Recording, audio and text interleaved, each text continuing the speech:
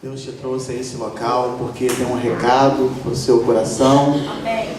Talvez seja essa uma palavra repetitiva em todas as vezes que eu tenho a incumbência de ministrar a palavra de Deus. Porque eu tenho plena certeza de que cada vez que um servo abre a boca para ministrar a palavra, é porque tem algo da parte de Deus. E eu não sei como você adentrou este local. Eu não sei qual é a situação emocional sua. Eu não sei qual é a sua condição espiritual. Eu não sei quais são as suas indagações, as suas interrogações, as suas necessidades. Eu não sei como você entrou aqui neste local. Talvez seu espírito somente está agradecido. Mas eu quero te dizer que eu bem sei a forma que você pode sair deste local. Você pode sair deste local impactada pela palavra do Senhor que cairá sobre o seu coração e sobre o meu coração, em nome de Jesus. Portanto, eu gostaria que todos abrissem a Bíblia no Evangelho segundo o que Lucas relatou, no capítulo 21, a partir do versículo 29, diz assim: ainda lhes propôs uma parábola, dizendo: vede a figueira e todas as árvores, quando começam a brotar, vendo sabeis por vós mesmos que o verão está próximo. Assim também, quando virdes acontecerem essas coisas, sabei que está próximo o reino de Deus. Em verdade vos digo que não passará esta geração sem que tudo isso aconteça. Passará o céu e a terra, porém as minhas palavras não passarão. Acautelai-vos por vós mesmos, para que nunca suceda que o vosso coração fique sobrecarregado com as consequências da orgia, da embriaguez e das preocupações deste mundo, e para que aquele dia não venha sobre vós repentinamente como um laço, pois há de sobrevir a todos os que vivem sobre a face da terra. Vigiai, pois, a todo tempo, orando para que possais escapar de todas essas coisas que têm de suceder e estar em pé na presença do Filho do Homem. Nesse contexto bíblico, nós podemos observar que Jesus ele inicia falando da figueira e das árvores. Jesus fala que quando elas estão floridas é porque está próximo o verão. Em seguida ele fala isso, que também está próximo o reino de Deus. Mas eu gostaria de focar nessa noite no versículo 33, que diz assim: passará os céus e a terra, porém as minhas palavras não passarão. Interessante que as irmãs ministrando aqui, falando, testemunhando, e as coisas que foram cantadas aqui nessa noite, testificaram que a minha mensagem, a mensagem que o Senhor colocou no meu coração, estava bem direcionada. Porque interessante que eu não costumo me preocupar com aquilo que vai acontecer, porque a palavra de Deus, no livro do profeta Isaías, no capítulo 55:11, diz que as palavras que saem da minha boca não voltarão para Deus vazia. E aí, quando estava se ministrando aqui, quando a irmã estava testemunhando, eu falei com o Rogério: tudo está testificando. E esse versículo 33, ele fala de promessas. Ele fala que passará os céus e a terra, mas as palavras do Senhor não passarão. E nós estamos aqui vivendo dias tenebrosos. Nós estamos vivendo dias onde que o cumprimento da palavra é real. Se você está aqui nessa noite e você ainda não percebeu que tudo que tem acontecido ao seu redor que tudo que tem acontecido nesse mundo é em cumprimento da palavra, hoje é uma grande oportunidade para você abrir o seu coração e começar a entender essas coisas, começar a levar a sério, porque está ficando estreito. A palavra do Senhor tem se cumprido, vai se cumprir, gostando você ou não, querendo você ou não, a palavra vai se cumprir, porque passará os céus e a terra, mas a palavra do Senhor não passará. E pensando nessas coisas, o Senhor, Ele diz, como a irmã leu aqui, em Números capítulo 23, versículo 19 e 20, que Deus não é homem para que minta, nem filho do homem para que se arrependa. Isso é real. Se Ele prometeu, Ele vai cumprir. E o Senhor tem respondido a muitas orações, o Senhor tem cumprido, porque Ele é Deus, porque assim diz a tua palavra. Ele não é homem para que minta, nem filho do homem para que se arrependa. Então você que está aqui nessa noite, na expectativa de uma promessa, eu tenho plena certeza que no tempo de Deus, no tempo oportuno, porque não é no meu tempo, não é no seu tempo, é no tempo de Deus, vai se cumprir, porque passará os céus e a terra, mas a palavra do Senhor não passará. Interessante também nós entendermos que quando nós falamos de promessas, nós pensamos em algo que nós projetamos, que nós planejamos. E a palavra de Deus em Provérbios 16:1 diz que o coração do homem pode fazer planos, mas a resposta certa dos lábios vem do Senhor. Então o seu coração, ele pode ter muitos planos, e é bem certo que temos muitos planos em nossos corações. Eu gostaria que fosse assim, eu gostaria que fosse assado, mas eu quero dizer a você, deixe que o Senhor tenha a resposta certa, a palavra certa, em nome de Jesus. Quero também lembrar que diante dessas coisas, o Senhor nos chama a uma responsabilidade.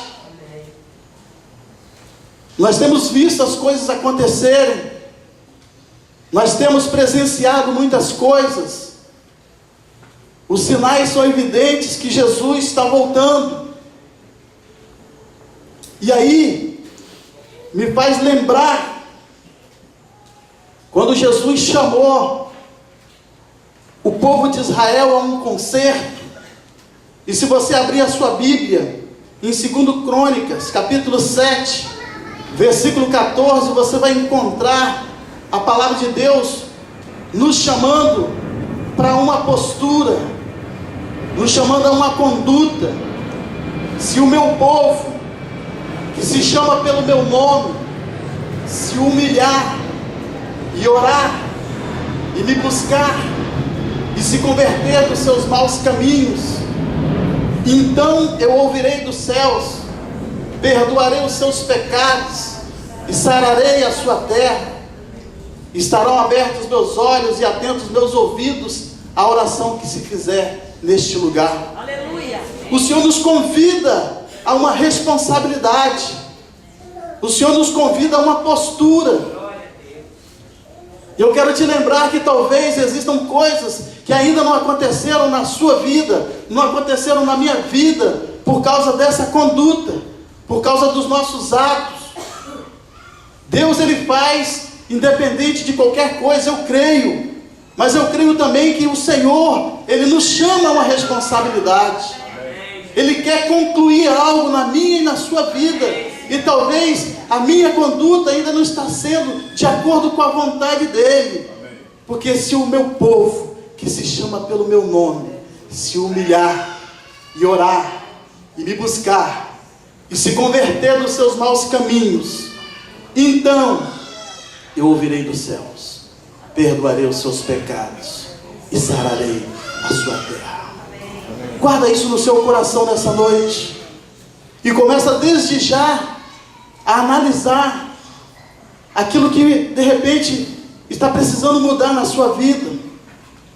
O Evangelho segundo que Mateus relatou no capítulo 24 diz que, versículo 13 e 14: mas aquele que perseverar até o fim, esse será salvo.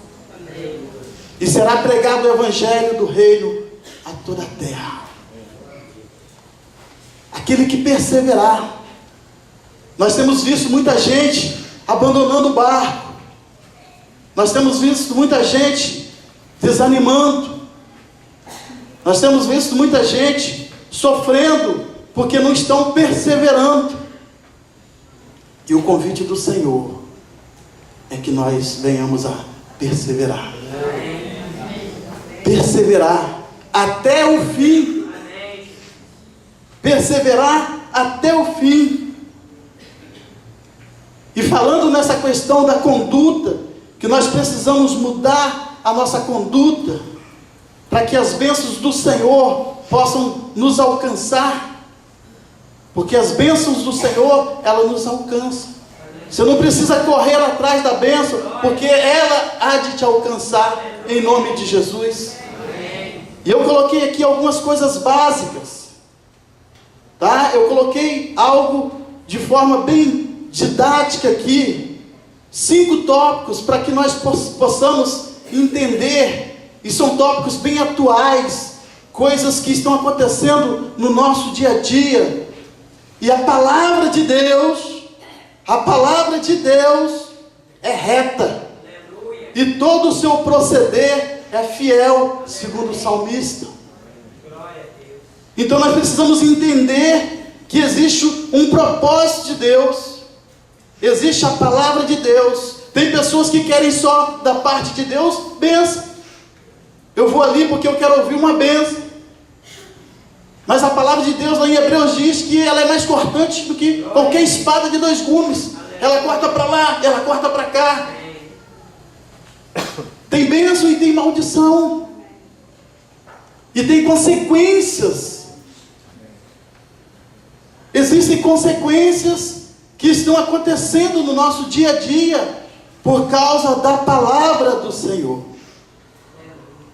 E o primeiro tópico aqui que eu coloquei foi Efésios capítulo 6,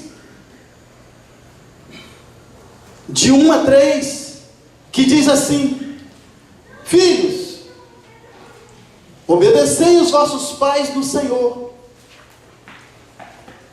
Honra o teu pai e a tua mãe, que é o primeiro mandamento com promessas, para que te vá bem e sejas de longa vida sobre a terra.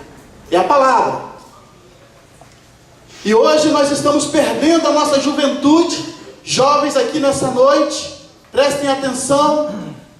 Nós estamos perdendo a nossa juventude de uma forma precoce, porque a desobediência tem imperado dentro das casas. Os filhos estão desobedientes aos pais, contrário àquilo que a palavra de Deus orienta. Filhos, obedecei os vossos pais. Essa semana nós estivemos em um lar e eu ministrei algo para as famílias, e esse trecho da palavra foi inserido, porque isso arde muito o meu coração. Os irmãos bem sabem que eu tenho uma dificuldade dentro da minha casa, mas eu tomo posse da promessa do Senhor. Eu e a minha casa serviremos ao Senhor, e isso não me impede de eu estar ministrando para abençoar a tua casa, para abençoar a tua vida, para abençoar a tua família, porque Deus é Deus. Mas eu quero dizer aos jovens: obedeçam seus pais. Por mais que eles sejam para vocês como chatos, como pegajosos, como aqueles enjoados, mas vale a pena obedecer.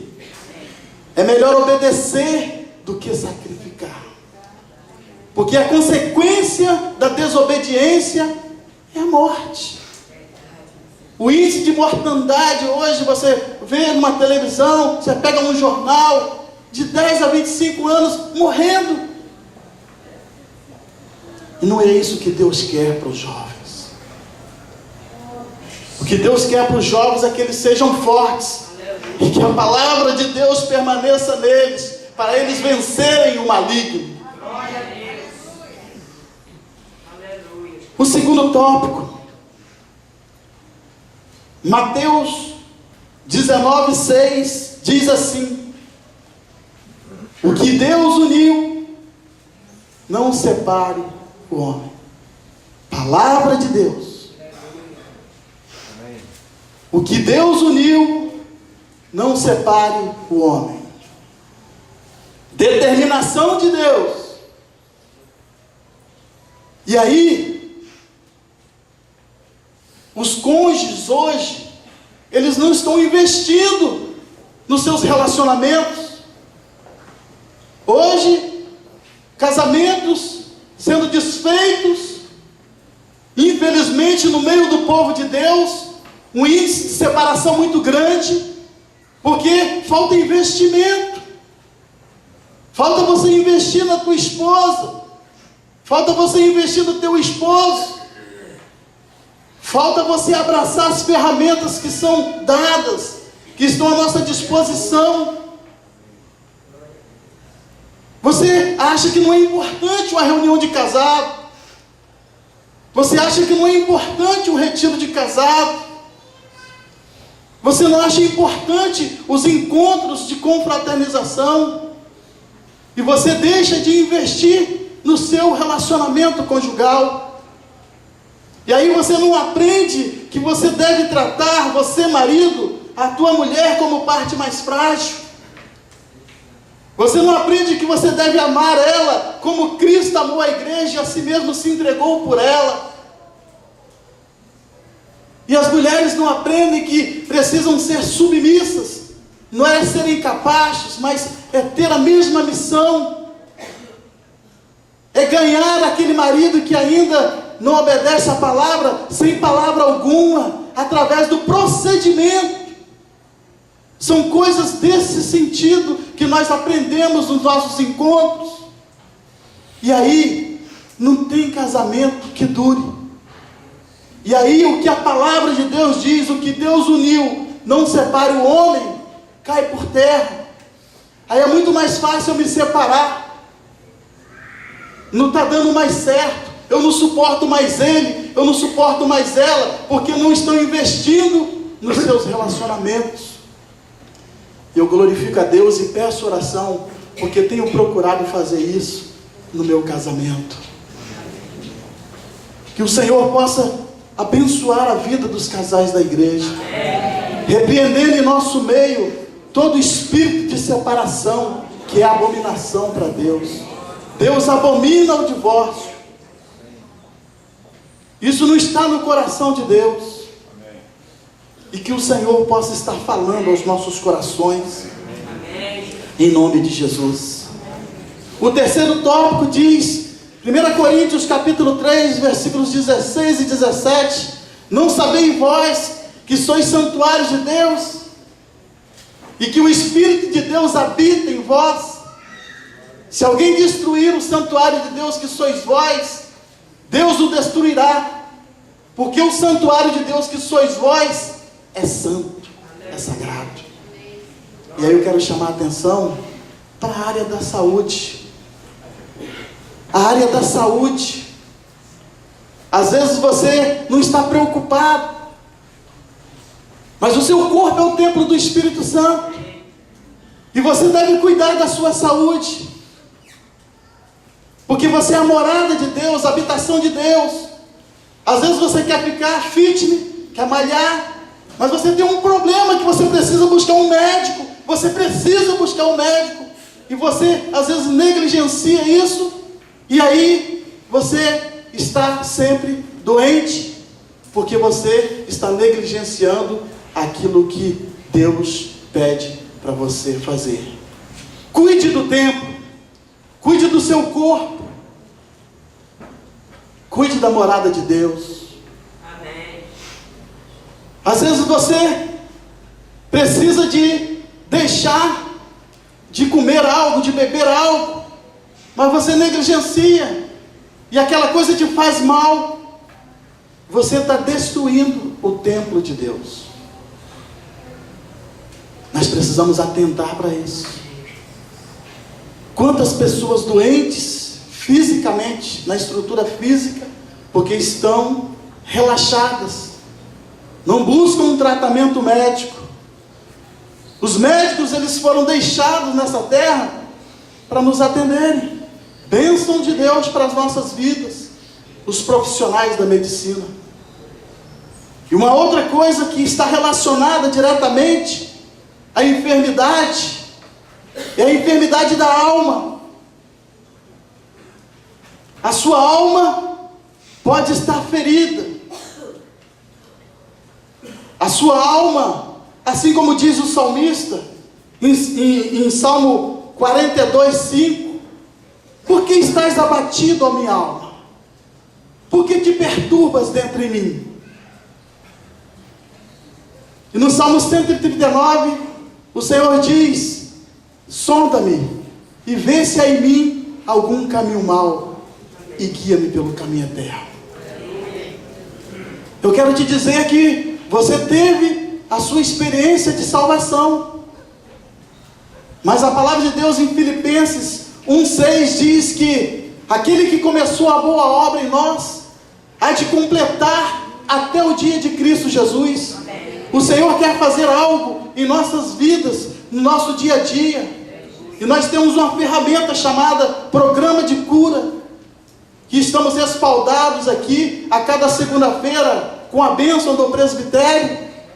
Um trabalho que às vezes está sendo questionado por alguns irmãos, mas eu quero ressaltar que eu tenho sido ricamente abençoado através desse trabalho, porque tenho aprendido um pouco mais de mim mesmo, e eu tenho certeza que você também precisa fazer uma autoanálise da sua vida. É necessário que você entenda que a sua alma, ela tem ao longo do tempo armazenado coisas ruins, e a prova disso é o seu temperamento no seu dia a dia. Começa a observar o seu temperamento, começa a observar a sua conduta. É algo que está armazenado lá na alma, que está sendo colocado para fora e você ainda não compreendeu. Mas nós temos esta ferramenta, porque nós precisamos buscar ferramentas para que possamos cumprir aquilo que o Senhor quer de nós. E eu tenho sido ricamente abençoado por esse trabalho. Vi uma postagem da minha esposa esses dias, que ela pensou em desistir, mas ela também tem sido ricamente abençoada. E eu convido a você, para que você possa analisar, ver se a sua alma não está ferida, e talvez você precise sim de buscar ajuda. Amém. Em nome de Jesus. Amém. O quarto tópico fala de algo que é muito real. Isaías 55:2 diz assim: por que gastais o dinheiro naquilo que não é pão, e o vosso suor naquilo que não satisfaz? E aí entra algo que está sendo terrível. Se eu hoje não administro bem as minhas finanças, eu vou ter uma vida financeira problemática. Eu preciso administrar bem, porque a palavra de Deus diz que eu não devo gastar o meu dinheiro naquilo que não é pão. E eu tenho certeza que muitas pessoas hoje, a começar por mim, tenham passado por algumas dificuldades, porque tem um pecado nessa área. A compulsividade na compra.